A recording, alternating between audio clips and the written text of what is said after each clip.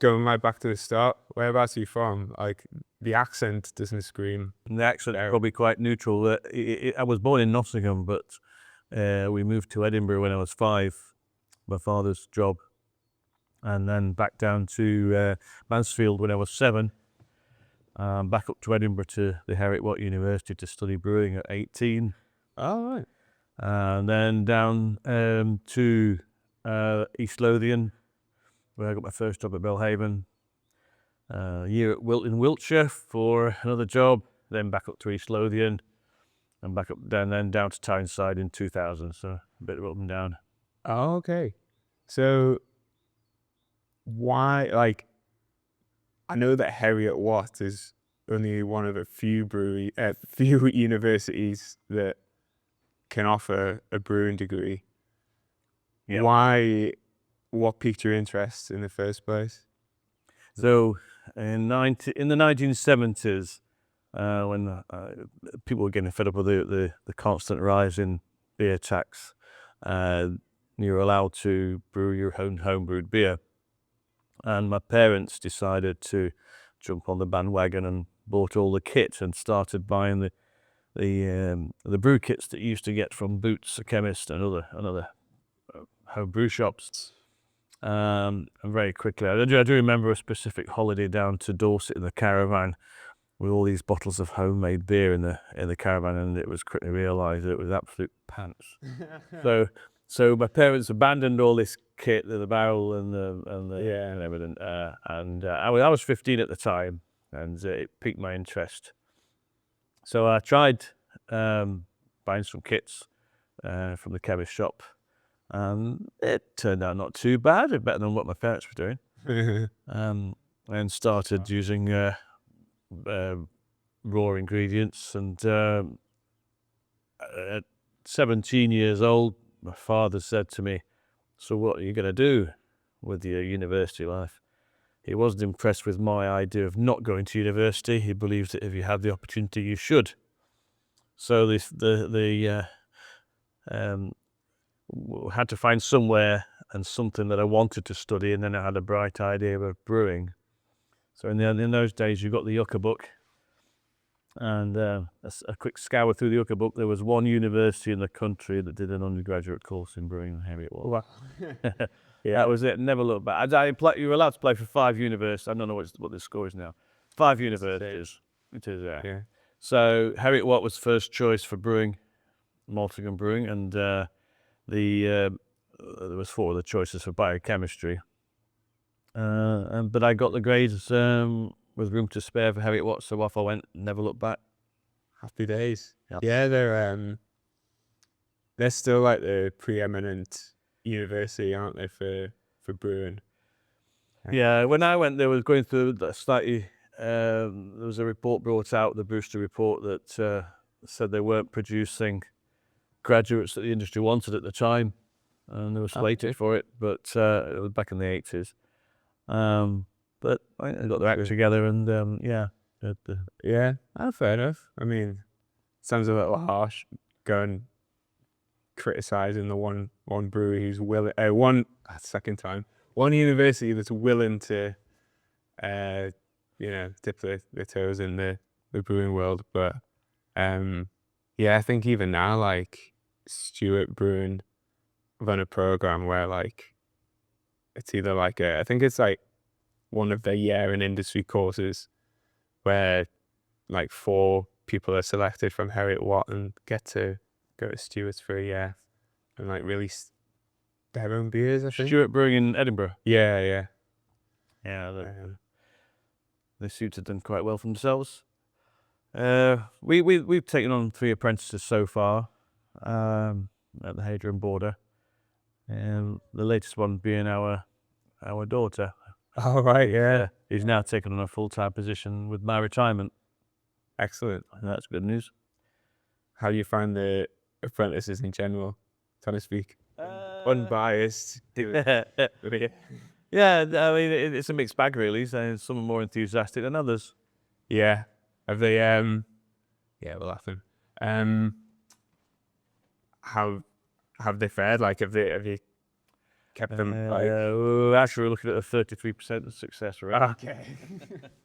Yeah. So I suppose it's. It's not. I think people look at brewing and beer, and that's one of the reasons I went into going to the Heriot Watt is because I liked beer and I liked brewing beer. Heriot Watt was being a Scottish university. We were generally a year older than the Scottish students, and it was doing A levels again, chemistry, physics, biology, and maths and statistics. And the second year, biological chemistry, biochemistry, microbiology. And it really wasn't the piss up that I thought it was going to be. But it gave a good grounding in the subjects. And finally, in the last year, it was chemical engineering, malting and brewing, and there was a few subjects that you could choose. I actually probably quite fortuitously went in, did a introduction to computing, which back in 1980s was a bit early days, computing. And What linked to running a brewery or basics? No, it wasn't. It was actually BBC Basic, Right. but it gave you an idea of a screen and a keyboard. Which before that really wasn't anything. Yeah. But no one had much to do with computers really. Right. So yes, I mean, I think apprentices. From going back to the apprentices, once they realise that it's not all sitting down and commenting and thinking about and drinking beer, there's a lot of hard work involved. Yeah. The ratio of brewing to cleaning isn't there what people might have expected. They do lose their enthusiasm a little bit after that. Yeah. So Hadrian Border. You've got on your website, your packaging, Hadrian Border was established in 1994. Yeah, but it wasn't. It was two separate entities back then, and you said that you were at Belhaven until. When did you join? So Belhaven was 1985. That was my first post after leaving and graduated from the Heriot Watt. I was there for 4 years as a trainee brewer, and after that, I went down to a small brewery, probably not much bigger than where we are now with the Hadrian Border, called the Wiltshire Brewery Company in Tisbury, and was there for only a year. It didn't suit me. I didn't get on with the management there, so I resigned and went into a maltster malt extract company called Pure Malt Products back in East Lothian in Haddington. Mm-hmm. And I was there for how many years was I there? Another 4 years where I was at the Pure Malt Products, and the opportunity to buy the Border Brewery came up. It was an established brewery. It had been going 2 years. 3 couples ran it. They decided they weren't going anywhere with it, so they decided to put it on the market. And myself and my father-in-law successfully bid for it. Now, that was 1994. And we outgrew the site in 1996. I beg your pardon, 2000. At the time, the remnants of the Hadrian Brewery, which was now called the Four Rivers Brewery, had gone bust. So we bought, along with one of the directors from the Four Rivers Brewing, we bought all the assets. We didn't buy the company, we bought all the assets. We didn't like the name Four Rivers, so we resurrected the name Hadrian and called it the Hadrian and Border Brewery. The director that came from Four Rivers realised it wasn't working for him, so we bought him out and he left. That was that was only a year or so after we started it. So 2001, 2002, left me and Shona in charge. It's just gone from strength to strength. We outgrew that site in Byker in must have been around about 15 years or so, 16 years ago, 2010. And we bought the site in Newburn Freehold at the old Ross's Pickle factory. Installed a brand new brewery. Been there ever since. Wow. Yeah. you don't hear about many brand new breweries, like custom made equipment. It's No, often. Yeah. no, it was, yeah. So I want to learn about that sort of rapid ascent from buying Border Brewery with a decent amount of capacity, but I saw on your website that you went from selling 2 barrels a week to 35 barrels. So for context, for others who might not grasp what a barrel is, that's going from 325 to 5,725 liters of sales a week, Yeah. or 8 to 143 casks. So it's a 1,700% Yeah. 17x increase. So And that was the absolute limit that we could do at Berwick. yeah. To get any bigger, we had to move. We did look for freehold sites in Berwick itself. So I'm interested, like when you were at the malt processing company in Haddington, was that a sales role? No, that I was actually a pilot brewer. That's R&D. Oh, right, okay. We Interesting. So yeah, we did malt there. We malted for food industry and brewing, but my job primarily was to look at malt extracts and beer syrups, and I was taking instruction from the owner of the company and my immediate boss where the research was going. But it was interesting stuff, yeah. So they weren't brewers in the main, like they were just sort of reverse engineering, like they wanted to know exactly what the best types of malts were for their customers, the brewers. Not just brewers. That the malt extracts they were producing were for the whole of the food and drinks industry.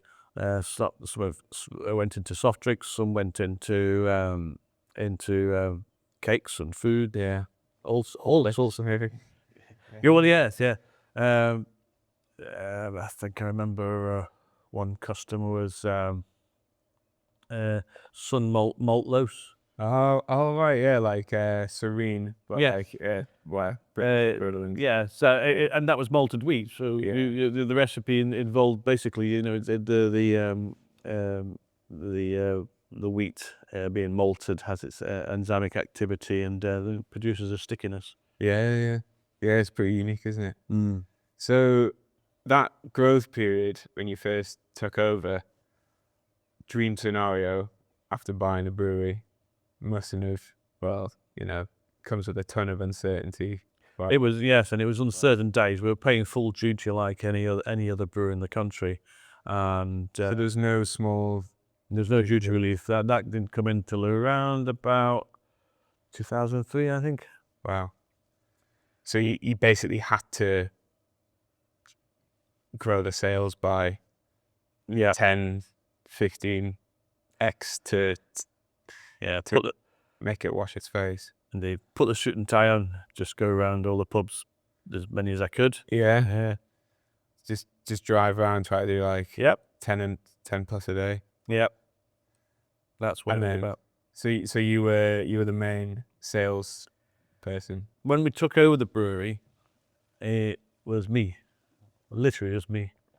And a friend of mine just popped his head in the door one day, and who'd been made redundant, and he became an employee for a few years. And then we got a driver.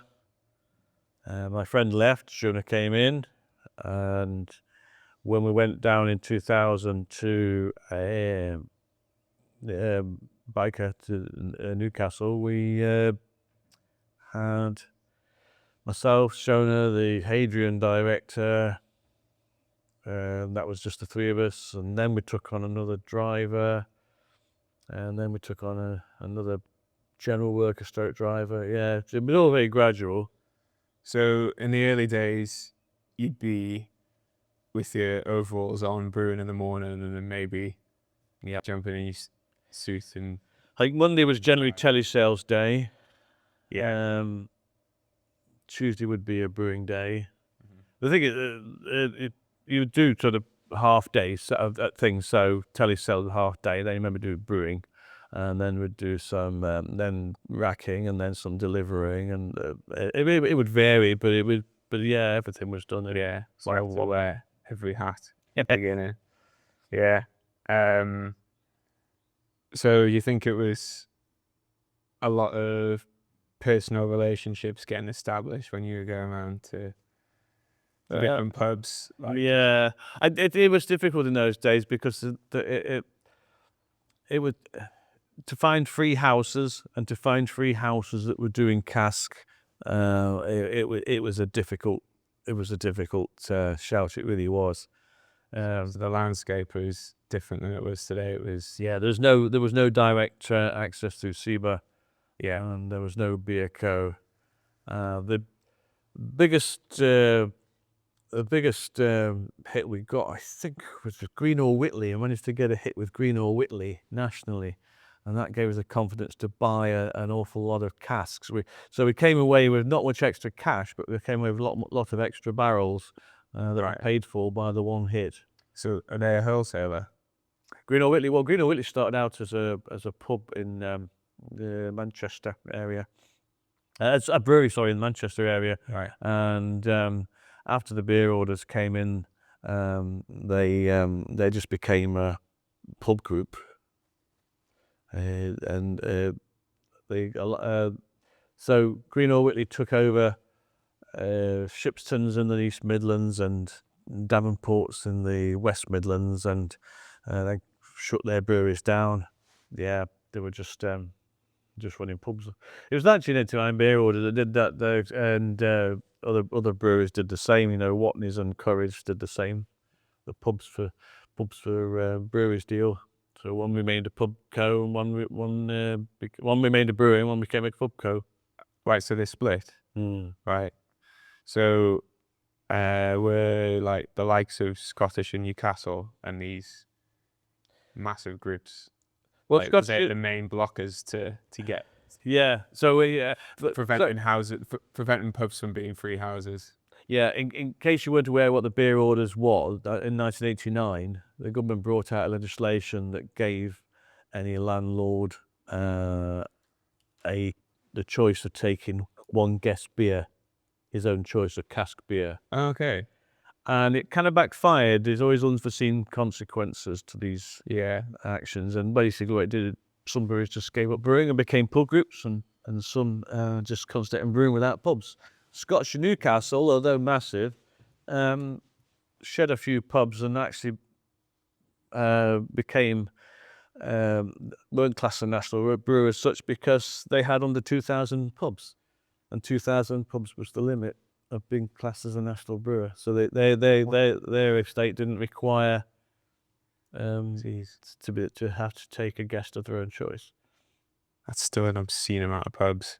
Like I know now, like Admiral Taverns have got like 1,400, and then surely there can't be too many people nowadays with more than 2,000. But I digress. I mean, sure, like I like the Green King and pubs or whatever. So you still 20, 30 years ago, there's still far fewer free houses than there are today, or usually I don't know if there were, but it was trying to engage those free houses to take beer from a small independent brewery, right? Convince them that the quality was there, and it was very, very difficult, and even breweries that hadn't technically tied up a free house pub would so indirectly, in that they would offer finance, which you had to reach certain targets with. They didn't encourage them to actually buy from anybody else but that particular brewery.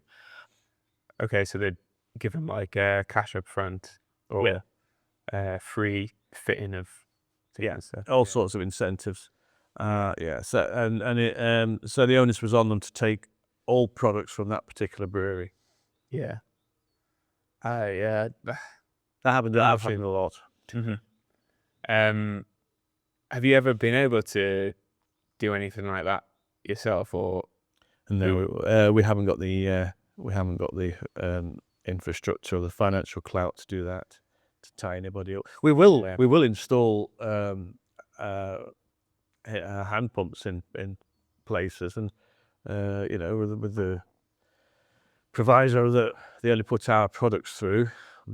But at the end of the day, a lot of people turn around and say, I want to put a choice through that hand pump and not your weird. Yeah, and one of the main perks of the hand pump. But like, I suppose when, not naming names, but if you're a like multinational drinks owner, like you can't offer the full spectrum of different types of beers and like soft drinks and just the whole package. Whereas like smaller real ale focused breweries can't offer the full range. But we have learnt our lesson with our own pub in Gateshead, the Station East, that it doesn't work putting all our products through on the bar and nobody else's. And we do rotate around a lot of guests on our and it works. It really does work well. So out of 6 hand pumps, probably only 2 of them will be our products at any one time. Okay. I'm gonna quiz you about Station East in a bit, but breakthrough beers, I think this is what you guys and local breweries can do better than any national company, is lean into the sort of culture of the region and have customers resonate with things local to them. So Farn Island, Amber Ale, and then 15-ish years later, Tyneside Blonde being like your breakthrough, like superstar drinks. Yeah, You think that those made the difference between not being able to and then competing with the big guys? Yeah, I think being in the early days, the names were up for grabs. It's difficult now to find a name for your products that everybody that nobody else is using and that resonates with people. It is difficult. You just don't know what will work and what won't. Tyneside Blonde, it was we sent the salesman out and said, ask the landlords what strength and style they want. And he came back with 3.9 pale. Yeah. Tyneside Blonde was born, and then a name. And we went through loads, and eventually we thought, Tyneside Blonde. Can't be too pro with the names because it doesn't mean anything to people outside the area. For sure. Yeah, but Tyneside, people go to Tyneside for their stag weekends. People know Tyneside. Oh yeah, and it's developed into a well-known brand. Nobody has much problem with the name Tyneside. Not at all. No, quite the opposite. We had a one beer called Newcastle Pioneer once, and we got a hasty call from a pub in Sunderland saying, we can't sell this. You need to send us another badge. That's I mean, I thought Tyneside might have been in the same boat. It is to a certain extent, but it's not. We have sold Tyneside Blonde in Sunderland. Yeah. Theory. So going back to Farn Island, what was the idea for that? And then when did you realise that there's something different about this one? Farn Island was the name Farn Island or the beer? Both. Just the idea for the beer and then finding a good name for it, and then the beer was developed on a recipe I used to use at Wiltshire Brewery. Okay. Using amber and crystal malts with a small amount of chocolate to boost the colour slightly. And the name, at the time, there was only us between Belhaven in Dunbar and Scottish Newcastle in Newcastle. Apart from the Longstone Brewery in Belford was going for a while, okay, but then that closed. So we're the only brewery. So we always felt any name between Dunbar and Newcastle was fair game. And Farne Island wasn't far from Berwick, the Farne Islands.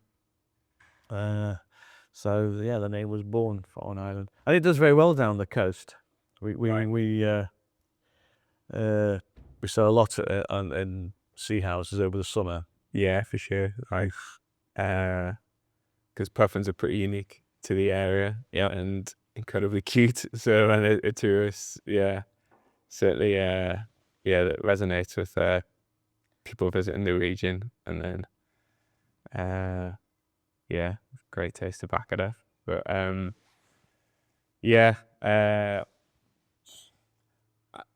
see what you're saying about like names being sort of taken up.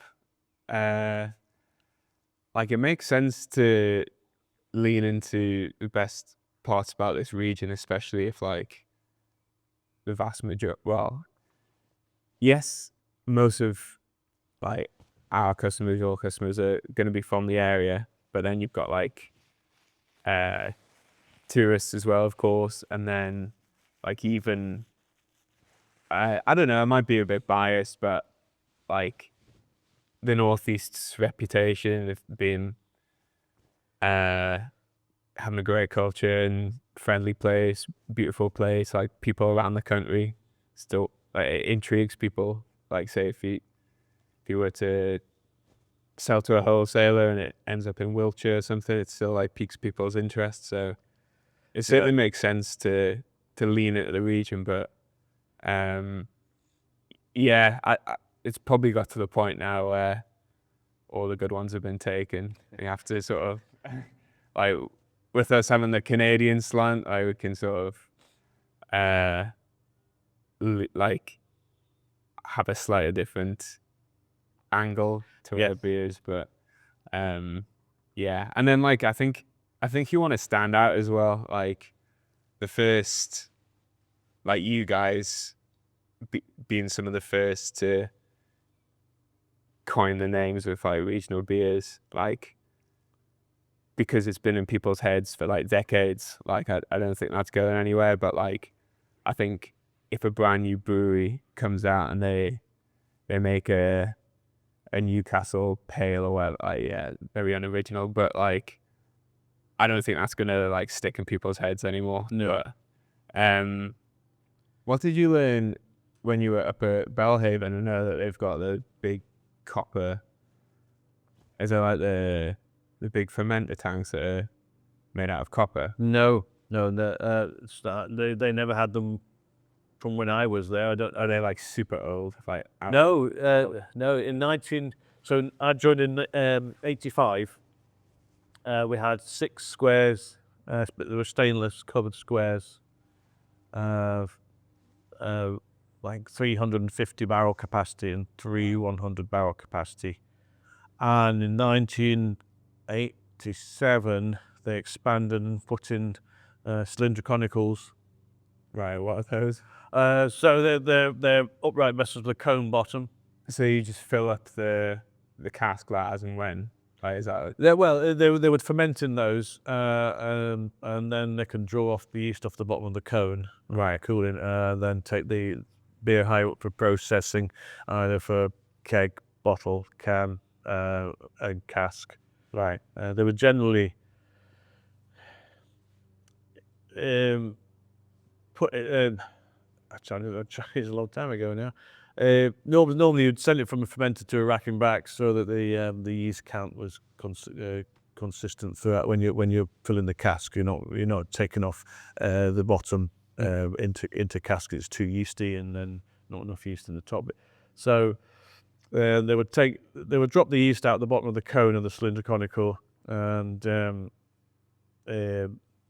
then typically would take a batch from part way up the cone along for processing later for kegging and bottling, and then after that, where the yeast count was lower, that would go for cask. Cool. I mean, I do think like Belhaven Best is, it's always been one of my favorites, and like I know I had the chance to try a lot more beers since you're working with Max and being in this sort of I craft felt scene of the northeast. But I felt I think sort of nitro beers have been discounted by a lot of the big guys, and Belhaven was really well, Guinness Bombs being the exception, stouts being the exception. But Belhaven seemed to be the first to make as an actual beer, one of the first to make a success of it. Quite frankly, I'm disappointed with the product. I think there's very little taste in it. really, Yeah. We didn't. It wasn't done when I was there. yeah, It was after I left. But like it's one of their stages. for a 3.2. I think it punches above its weight, but yeah, I don't. It sits well below the vast majority of its sort of contemporaries. So In 1985, Monday morning was taken up with a big brew of 80 shilling, and it was a busy week. Tuesday was also a big brew of 80 shilling, and then the lesser qualities were brewed for the rest of the week, 70 shilling, 60 shilling, and maybe on Friday was a special. And that's what we did week after week, occasionally interspersed with a Fowler's Wee Heavy, which was brewed for Tennant's Caledonian. It being a very small brew length, they didn't brew it themselves, and a small amount of that went off for 90 shilling cask, right, which is quite nice. 7% at the time was really, really outlandish. yeah. So for those who might not know, 80 shilling and working down is like the stronger, more expensive stuff. Yes, And then it was a reference to the tax paid on the barrel in the old days. oh right, okay, Yeah. Yeah, that makes sense. So you've been in the industry for 40 years. What are some of the best times that stick out? All of them, I think. Nothing's been dull, that's for sure. It's a difficult industry, and I don't think there's any bit. I always tell the young people like Lauren and Bryce who brew now, my daughter and Bryce the brewer, tell them that if there's a day that goes by without any problems, it's an unusual day. There's always something that throws a problem, be it a stick in fermentation or be it the van's broken down. Everything under the sun can go wrong, and it's just. But you've got to look at the problem as an opportunity in disguise. And I think throughout the years that you've just got to not let it get you down. And if you ask me to say, so I've digression there. If you ask me to say which is the best period of my life, I think the early 2000s, when we started to make it work. We really did. Brewed for ourselves. So you just moved at that point. We just moved. They halved the duty rate for small brewers, and we took full advantage of that. And we get the pricing right. I think it was also the start of putting quality control procedures in place. We've had our seltzer plus beer audit for several years now, and I think it counts for for a lot. There's no point in producing something that's outstanding one week and the same quality next week is absolutely not up to par. You've got to be consistent. For sure. So was salsa again like early to mid 2000s? We first got seltzer not long after we moved to Newburn. We didn't have it. The consistency came really with the plant that the Hadrian Four Rivers had there in Byker. That lent itself to being a bit more consistent than what we had in Berwick, I think. Yeah. Again, for those who don't know, what does salsa is an acronym, isn't it? State and local supplier approval. Yeah. It's the easiest and probably cheapest way of attaining a quality audit that most supermarkets would accept. Opens a lot of doors for sure.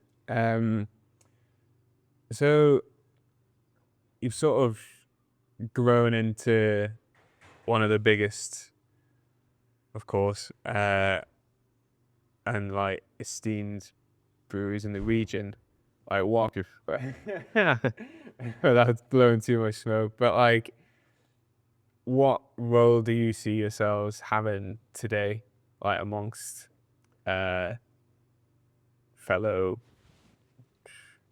smaller breweries, just within the area?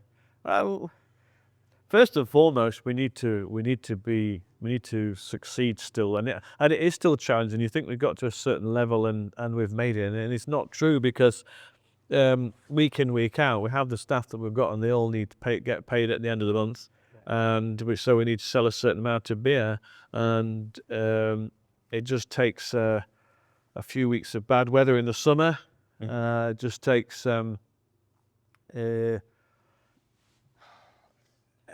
anything can affect it, really. New brewery comes in and they start dumping. Yeah, that obviously happens. And one of the Not naming names, but yeah, one of the issues in Newcastle is that as a city, they don't seem to be very loyal.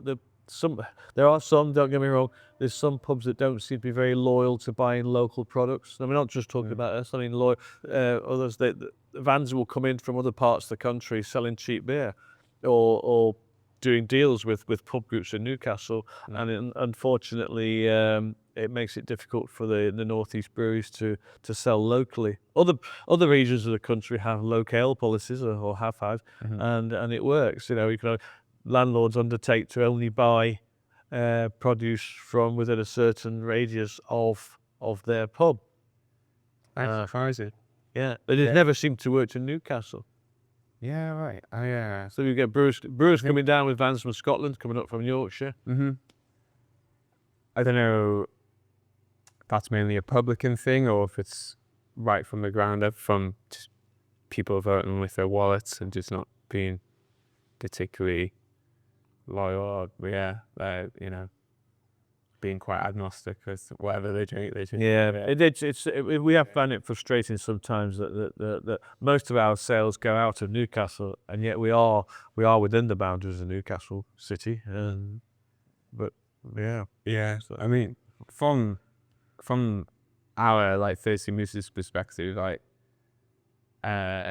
we certainly see you guys as like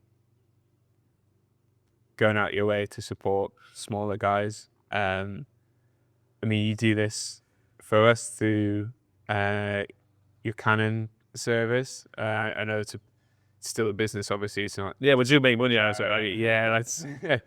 That's it's not a purely altruistic thing, but you're like through Station East as well. You also give smaller breweries and even like nano breweries like a platform to sell their beer as well. But again, that works for us. When we first opened the Station East, and when we took it over and spent far too much money renovating it, however, that's another story. We opened it up, and it was great. It was packed every night. Yeah, and then slowly it just tailed off, and what we've realised is that people want a choice, not just see our beers on there. And it has, and I can't emphasise this enough. About 2/3 of the cask beer that goes through there is not our own products. It's other people's products, and it really works. Yeah, that's interesting. Yeah, I thought it might have been, maybe not 100%, but like, and if anything sticks, it gets taken off after a certain time. Yeah, there's no point in soldiering on with a barrel of beer and saying, well, I'm going to sell a few more pints, I've made more beer. No, it doesn't work at all. Customers will look, so I'm not going back there again. So you make sure you take your beer off, just before it started to go downhill, or as it's going downhill. Even if it was 3/4 full, you take it off. You don't. Yeah. Does that give you a good Petri dish? Sounds a bit clinical, but an opportunity for you to test new beer ideas, or that you might be thinking? We invested a few years ago in a trial plant, which is it's just a 1-tank system. I don't know if you've seen it. It can do about 3 brewers' barrels, so a dozen firkins. We can test our recipes out on that. It's not meant to be part of our production per se, but it's we do occasionally use it. Anyway, it gives us a dozen firkins of different beers, something different that we can not just put to the station east, but we do sell to other people as well. Interesting. So like, do you like? I would say, I don't know how to ask this, without like putting words in one's mouth, but like, how do you see this sort of like relationship between local smaller brewers and national brewers sort of competing for market share within the region? Like, do you see it as like, if you can help out smaller guys, then it, like the sort of the northeast craft beer real ale scene has a better chance of competing with bigger names? Or how do you see it? I think we've always, or at least my wife is always of the opinion, that's my business partner, of course, always of the opinion, if the big guys wanted to shut us all down tomorrow, they could, one way or another. You know, they could put pressure on. Whether it's in their interest to do so is another thing. So, yeah, trying to think how. Sorry, but I'm just looking over at where Corbridge Beer Festival is going to be held. Like, Yeah, certainly the big guys couldn't shut things like that down. no. But it's about cutting our market share down. I mean, for example, earlier I said about landlords, free trade landlords. Right, you buy all your products from us, and we'll give. I mean, they were handing out Doom Bar free for a long time. Would you like any beer this week? No, they've given us some free Doom Bar. I mean, Yeah. how do you compete with that? I mean, whether you like Doom Bar or not, that's what was happening, and you know the financing projects and things like that. But yeah, but you've got to take a certain amount of product from us. Yeah, they could put so much pressure on us, and you would hope that there'd be enough people that would fight back against that and say, I'm not going to buy the big guy stuff. I want to support the local brewers, small brewers. Yeah. I don't think that they would find it. That was more Shona's opinion. I don't think they'd find it quite so easy. There are pub groups that want different guest beers. They don't want this national identity. Or walk in a pub and you see the same stuff between John O'Groats and Land's End, and that's don't get me on my soapbox. Don't get me ranting. It's true that when I went in the industry in the 80s, it's an industry in decline, and it's been in decline ever since. So it's a slow decline. There's no two ways about that. And it's after the war, family brewers, they were desperate to sell, or that they hadn't got the money to reinvest in the plant. Looking at some of the brewers when you looked around in the 70s, they looked like museums, and they were just waiting to get bought out. So you can't really blame them. But I think the big guy just wanted one massive brewery in the middle of the country. Oh, let's say Burton-on-Trent, and then they can trunk out everything, put all advertising behind one brand. It's like John Smith, for example, or and that was it. That was way of run things. It was ridiculous. So you've had I don't know how many of the decent sized regionals are less now around the country. I would suggest probably no more than 30 or 40. Yeah. When you say decent size, you mean like comparable to? Yeah. So yeah. I mean, let's think of some old names from the past. Gibbs Mews, Salisbury, Mansfield Brewery, Home Ales in Nottingham, Shipsteads in Nottingham, Davenport's in the West Midlands, and Matthew Brown, the Belhaven, Macleay's. The list goes on and on and on, and they've all gone. Well, a lot of them are gone. Not all of them, but a lot of them are gone. Bought out by the big guys, closed down for the public day. Yeah. Then bring the beer orders in. Then the unforeseen consequences of that. Yeah. I'm going a little bit off piste here, but I think whether it's because people have slightly more leisure time nowadays, or because people are better informed through, perpetual access to smartphones and whatnot. I think people do care more about the provenance of the food and drink you consume, and then I think maybe people are happy to spend a little bit more time going out the way and learning about what they buy, and in some cases they want to strike up a relationship with the Some are, vendor. and I think it's getting better. I still think there's an awful lot of people that don't care, and that the price matters. And you can go into a supermarket and buy a slab of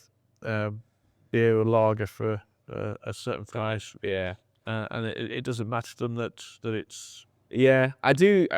I still believe that price is the main language that people understand when it comes to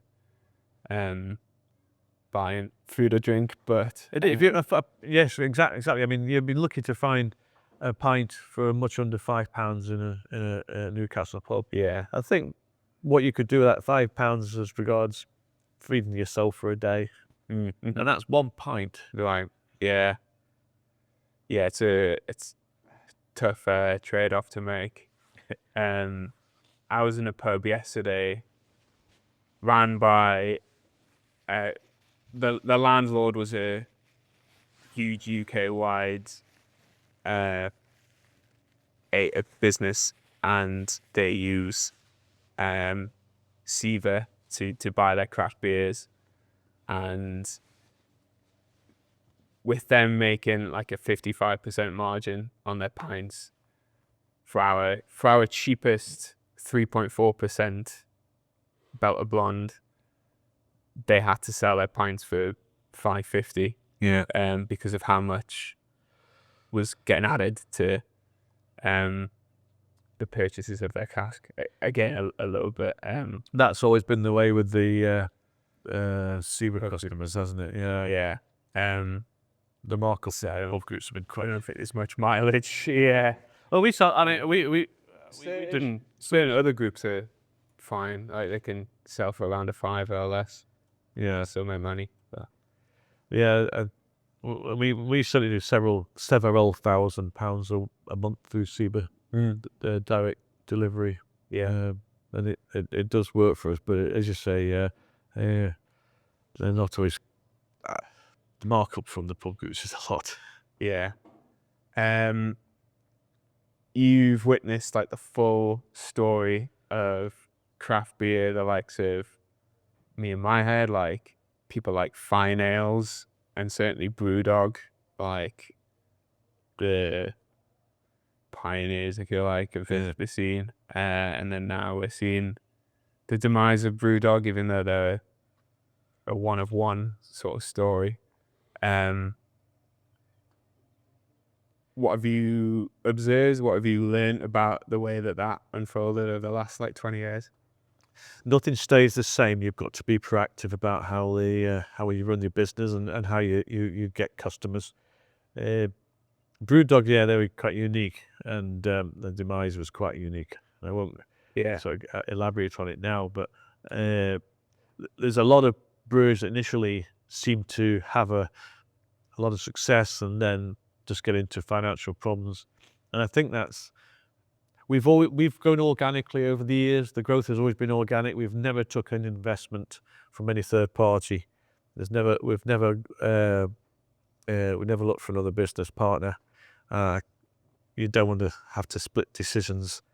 And but one of the things that's made our life very, very difficult in the last 15 years is the craft beer market, because there's something we're not. It's craft. We have dabbled in it. Don't get me wrong. Tried to do something about it, but fact we're not craft brewers, and the people not differentiate between what we do and what craft brewers do and what the big guys do. And I always argue that your product has to appeal to the majority. It's no use saying, right, well, 0.5% of the population really like this flavour, so we'll stick it in our beer, and that's fine. But you've got to get the 0.5% of people, the population, to actually try beer in the first place. But but without going too bland, because I'm convinced that some of the larger brewers have tried to take all the vestige of flavour out of their beer, so that it's as bland, and take it down as cold as anything. It offends nobody's palate. Yeah. So they get the majority of people will actually try it, and a barbecue on a hot sunny day. Why not? It's cold. It's alcoholic. Whereas what we try to do is put some flavour in, but no one going, oh, that's I can't. There's something about that I don't like. So you want to appeal to as many people as possible without being bland, Right. and that's always been the mantra. Give it some flavour. But has it surprised you, like some of the wacky flavors that came out in the chat scene, or yeah, it spared me. I mean, present company said I just couldn't believe what people were trying to put into their beers. It really was. Yeah. A new brewer, an aspiring brewer, you had like 1 or 2 pieces of advice for them? Yeah. Ooh, it's going to be difficult. Yeah. For sure. Now, I think I was lucky in the early days in that Shona, don't forget, my first business partner was actually her dad. And Shona had other business interests, so long as I didn't get into a financial mess with the business, all would be well. But Shona was earning a living, so as a family we were fine. So perhaps making sure that you're not going to get into a mess is quite important. One's relationship with a debt, and but quality and consistency has to be, Right, and, I've heard that. and get a name for that. Across the board, that's Yeah, I feel like that's and it's no the advantage that people have. and it's no use saying, well, my beer has to be this price because I use all these ingredients and my time's this and that. It doesn't matter. It's like they'll only pay what they're willing to pay.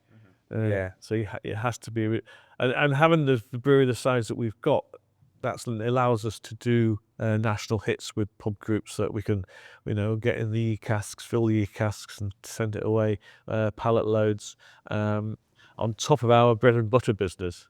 It's icing on the cake. There's not much profit margin in it, but it's extra, and you've got the capacity to do that. Price is very, very important. So prepared to work long hours. I remember getting up 2 in the morning once to make sure I got a batch of beer away to somebody when I was in Berwick. So on that, like the difficult times, what have been the most uncertain? To be fair, we only made in the how many years of business now? Did we say? 31 beers. 31 years in business. We only made a loss in 2 years. The first year, and COVID year. Oh, really? They're the only 2 years we've ever made a loss. So after that first year, when the capital was down, and the accountant said, "That's not good news." I said, "How can we make this?" But the second year, we started making a profit, and it was all better. No, not great profits, but it was something to build on. And I used to keep this graph for the first 2 years of the production, not the bottom line, the production, and it was a straight line up. Really? Suppose everything's downstream of production if you can, afford to scale up production. That means everything else is singing. So over the years, have you had the chance to meet some people you wouldn't have expected to meet? Some memorable characters? Michael Jackson. show. Not the Michael Jackson you're thinking of. Google him as a beer writer called Michael Jackson. He's dead now. He's long gone. Yeah. But yeah, Michael Jackson, the beer writer. All right, I'll just write MJ, and then not the real one.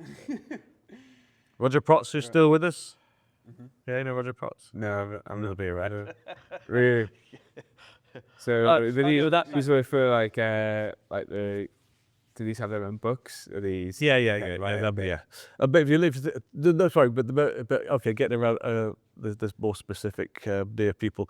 Princess Anne, she opened the new processing block at Belhaven Brewery in 1987. Cool. And she spent a few minutes talking to me when I was explaining this control panel to her. It was, unfortunately, in 1987, before cameras were certainly no mobile phones or even phone cameras on. So I don't boosted sales. I don't remember seeing a picture of me talking to Princess Anne. But she asked if I ever brewed at home. yeah, with this stuff. Bless her. And then like, as we bring this to an end, like, Thirsty Moose, it's a family business. Have you found running a family business? Yeah, that's a strain at times. When you've got a difference of opinion. I think, well, we eventually you have to come to a consensus, and I think we've always got through it and take advice from we've got a staff of 12 now in the brewery, and you generally take advice from what other people in the company are saying. Lauren, so you're familiar with, that she's done her apprenticeship, and I think it's only the start of her hopefully long brewing career. She's bringing in a bit of freshness to the brewery and ideas, and certainly to making it a bit more professional. So hopefully, as a family thing, Shona and Lauren will take it a bit further again. Yeah, cool. Does it like sharing the successes? Yeah, that's the thing when you go to it. Yeah, it's excited. It's been a long haul for me, and Lauren has to work hard to get what she wants. She's not going to get handed on a plate. Yeah, of course. I from working different jobs previously to Thirsty Moose, I've certainly found that it's like added motivation, like working as a whole family unit and trying to it's just when somebody wants to pull one way and you want to go the other way, and you, especially when the company ownership was 50-50 with myself and Shona. Yeah, right. How would you make the decision? Yeah, right. Yeah, I'll not not dig too deeply into that, but well, I think no matter what we'd have done in the period where we've had most difficulty, so when with a lot of people starting up their breweries and more competition and the craft beer rising, and showing us, we eventually came out with the conclusion there's not much we could have done differently. But Shona would say, we're too boring. How can you say that? Tyneside Blonde sells X amount per week, and she said, yeah, but it's not the same as it was. Well, yeah, it is, it's still the mainstay of the business. You can't get away from that. yeah. So my way of thinking was always to concentrate on what we do well, and to build on that, whereas hers was to maybe try new things. And that's fine, you've got to try new things, but everybody's trying new things. And what makes your new thing better than anyone else's new thing? Yeah. But yeah, I suppose that's where Station East and you go one barrel. And get back to nothing stays the same. Fine, you might have found something everybody wants to try that week. Something is in vogue. And next week or the week after, it's not. Right. So yeah, you're looking for long-term proof, I suppose, which Tyneside Blonde's got more than. I've often heard it said to me that it's so they look along the bar and they don't have much inspiration, but the Tyneside Blonde's there, they know it's going to be okay. Yes. I kind of like that. Yeah, right. Yeah, that's enviable position, but something that you've earned and like compounded the trust over like 20 years. So. But then on the flip side, there's I've been in shops that are taking our blonde, and we're looking along the shelves, and there was a guy standing next to me, and I wasn't intending to buy it. I've got enough bottles of Tyneside Blonde, but I picked off the shelf the bottle of Tyneside Blonde to look at it next to everything else. And this guy sneered at me because there's all these craft beers that he's Really? yeah, Tyneside Blonde. Because you got all the different. You're stocking it, first of all. Well, he wasn't a shopper; he was a customer. Oh, right, okay. This guy. Yeah, you'll learn. And then future plans for both the brewery and for your good self. Obviously. I think the breweries, Laura, they're putting in lots of plans just to consolidate the running of the place, just make sure it's run as seamlessly as possible. I intend to do a bit of travelling. Cool. Just getting just do a bit of travelling. What has you got in mind? Well, there's plenty of European countries I've not been to. A bit further afield. Any overlap with places you want to try what beer is on? Or? Yeah, we're going to. So myself and Lauren always had this thing going where we would pick a cheap flight in the autumn somewhere we've not been, and this year it's Poland. Oh, cool. So Wrocław is apparently the home of the Polish craft brewing. Yeah. So we're going to Wrocław, and then we get a train across to Krakow. So it's Poland this year. Yeah. September. I was in Enjoy Beer in Morpeth a few days back, and they were telling me about this Polish pale that they've got in. But they're still able to get like a really decent price despite it coming from canny distance away. But they're saying that it's like grown in popularity. So I'm like, it's a new one, but doubly intrigued now. Yeah. So we've got an Airbnb flight booked, not Airbnb, well, booking.com anyway. Yeah, Cool. Should be fun. Yeah. And after that, I don't know where we're going to go after that, but we haven't been before. So do you largely watch from the sidelines a bit? Do you just The brewery. with the breweries? Yeah. Yeah, I don't. I've kind of said I'm not going to get involved anymore. I don't want to put my foot in it and get in, and end up, just let them get on with it. And I think the initial sort of few weeks, it's been turnover seems to be holding up okay. So yeah, it's always difficult. It's still half my business, and but not getting involved in running from day to day is always going to be difficult. But just got to sit back and let them get on with it. Yeah. Early days, I suppose. Yes, it's only right. End of February, March. It's 2 months. Yeah. Cool. Well, thanks so much for taking the time to My pleasure. chat with me. I really enjoyed it. It's like a privilege for me to sit down with the person who's around. There's not really the biggest brewery. Yeah, There's not so many people that see it out to the end. I know with that initial brewing course that we did back, the graduates. There wasn't many people that kept in the industry. They're still sort of drifted away.